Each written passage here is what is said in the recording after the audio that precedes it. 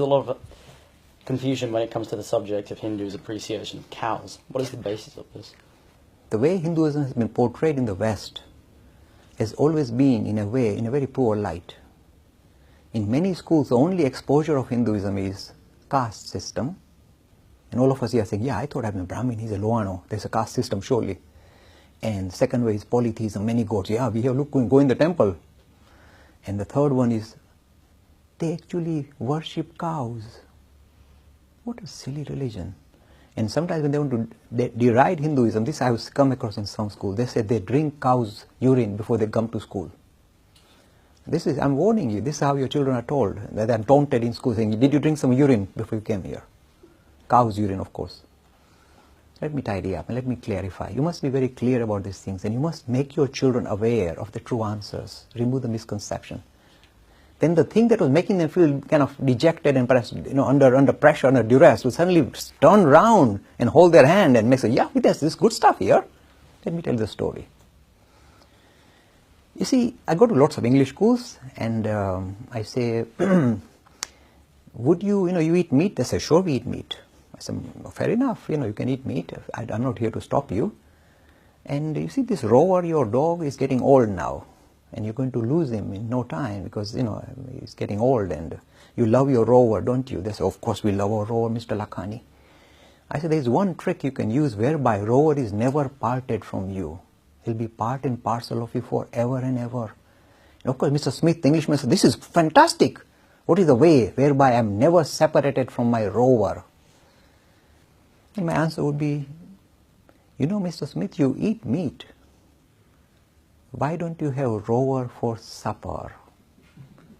Now you are sniggering because you know what I mean. Not me saying put Rover on the table and say let's share our dinner. But actually cook up Rover and have him for dinner. If I ever say that to any English person, immediately he'll take his stick out and chase me around the park. How dare you? Dog is man's best friend. You don't eat your best friend. What a stupid thing to suggest even. You see, if you are in Vietnam, you might be eating dog's meat. If in United Kingdom, if you start selling real hot dogs, the council will come and shut you down. Dog? You don't. This is dog's meat. You don't. Dog is man's best friend. For the Hindu, this religion is very well thought out. Don't underestimate it. We say man's best friend is not the dog, not the horse. Man's best friend for thousands of years. Go look at the history of humanity. You know what is humanity's history? Until about 10,000 years, we were roaming around, hunter-gatherers, just running around any animal we can kill and eat, and we go next to the next animal. Hunter-gatherers is the human history. The only time human beings settled down and started to farm and become a little bit civilized is when they had this lovely animal called the cow. Because it's a magic machine. On one end you put grass, other end milk comes out. So you could settle down. You had a ready flow of supply of proteins. So you could settle down and wait for your crops to grow. So this gentle animal, if you study the history of humanity, has been the major friend of humanity that allowed humanity to become civilized, to settle down and be civilized, have the space to be civilized. So we say, if you wish to pay tribute to one animal as man's best friend, it's not the dog. It's this gentle animal called the cow. So the Hindus say we must pay respect to this animal that has stood by humanity for such a long time. Not just Hindus, for whole of humanity. Must pay a tribute. And some people say, but Mr. Lakhani, then the goats give milk as well, so shouldn't you? I say, fair enough.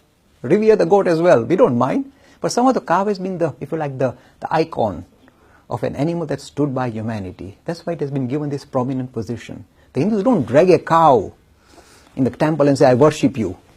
Not that Hindus are allowed to do that, by the way. But the fact that they revere the animal, they respect the animal, because they in a way are paying tribute to what the animal has done for us.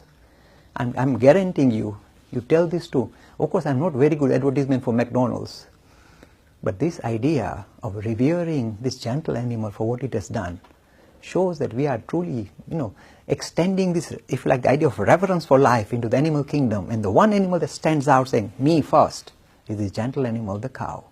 So suddenly the holy cow suddenly becomes, oh, it's a lovely animal. Of course, the only drawback is you can take the dog for a walk, you can't take the cow for a walk, but so be it.